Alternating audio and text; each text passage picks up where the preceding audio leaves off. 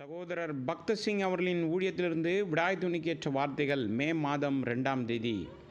நீங்கள் எங்களோடு கூட பாடுபடுகிறது போல எங்களோடு கூட ஆறுதலும் அடைகிறீர்கள் என்று நாங்கள் அறிந்து உங்களை குறித்து உறுதியான நம்பிக்கை உள்ளவர்களாயிருக்கிறோம். 2 கொரிந்தியர் புஸ்தகம் 1ஆவது அதிகாரம் 7வது வசனம். கர்த்தராகிய இயேசு கிறிஸ்துவின் கிருபையிலும் அறிவிலும் நாம் வளர ஆரம்பித்து எல்லா மனிதர்களுக்கு முன்பாக அவரை நம்முடைய கர்த்தராகவும் இரட்சகராகவும் தைரியமாக ஒப்புக்கொண்டால் தேவனுடைய வார்த்தையை பின்பற்ற விரும்பாதவர்களால் நாம் இகழ்ந்து வெறுக்கப்படுவோம். அவர்கள் எல்லா வழிகளிலும் நம்மை எதிர்ப்பார்கள். 2 தீமோத்தேயுவின் புஸ்தகம் 3ஆவது அதிகாரம் 12வது வசனத்தில், அன்றியும் கிறிஸ்து இயேசுவுக்குள் தேவபக்தியாய் நடக்க மனதாயிருக்கிற யாவரும் துன்பப்படுவார்கள். கர்த்தராகிய இயேசு கிறிஸ்து மத்தேயு சுவிசேஷத்தில் நம்மை எச்சரிக்கிறார். மத்தேயு சுவிசேஷம் 10வது அதிகாரம் 24 மற்றும் 25வது வசனத்தில், சீஷன் தன் போதகனிலும் வேலைக்காரன் தன் எஜமானிலும் மேற்பட்டவன் அல்ல. சீஷன் தன் போதகனைப் போலவும் வேலைக்காரன் தன் எஜமானைப் போலவும் இருப்பது போதும். வீட்டெஜமானையே பெயல்செபூல் என்று சொன்னார்களேயானால் அவன் வீட்டாரை அப்படி சொல்வது அதிக நிச்சயம் அல்லவா?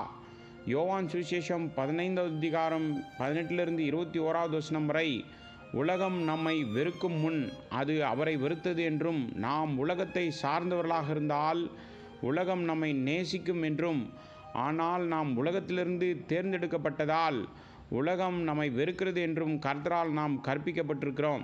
சங்கீதத்தின் புஸ்தகம் 123வது சங்கீதம் 3 மற்றும் 4வது வசனத்தில், கர்த்தரின் நிமித்தம் நாம் எப்படி நம் நண்பர்களாலும் நாம் பெரிதும் மதிக்கும் மனிதர்களாலும் வெறுக்கப்படுவோம், இகழப்படுவோம் என்றும் வாசிக்கின்றோம்.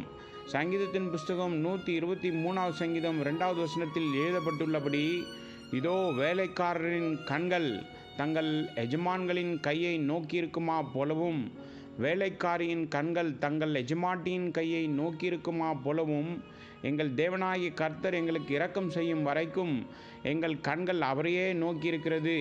கர்த்தரை நோக்கி நம் கண்களை வைப்பதன் மூலம் நாம் எல்லா சூழ்நிலைகளிலும் முழு வெற்றியை பெறலாம். அப்போஸ்தலர் நடபடிகள் புஸ்தகம் 5வது அதிகாரம் 41வது வசனத்தில் நாம் பார்க்கிறபடி, அவருடைய நாமத்தின் நிமித்தம் நம்முடைய துன்பங்களையும் அவமானங்களையும் ஒரு பாக்கியமாக நாம் கருத வேண்டும். அவருடைய நாமத்துக்காக தாங்கள் அவமானம் அடைகிறதற்கு பாத்திரராக எண்ணப்பட்டபடியினால் சந்தோஷமாய் ஆலோசனை சங்கத்தை விட்டு புறப்பட்டு போனார்கள். அவருடைய நாமத்தின் நிமித்தம் நாம் அவமானத்தை அனுபவிக்க கற்றுக்கொள்ளும் போது நமது மகிழ்ச்சி அதிகமாகிறது. சங்கீதத்தின் புஸ்தகம் 124வது சங்கீதம் 1லிருந்து 3வது வசனம் வரை சங்கீதக்காரன் எப்படி எல்லாவிதமான எதிரிகளாலும் தாக்கப்பட்டான் என்பதை நாம் வாசிக்கின்றோம். இதே காரியம் நமக்கும் நடக்கும்.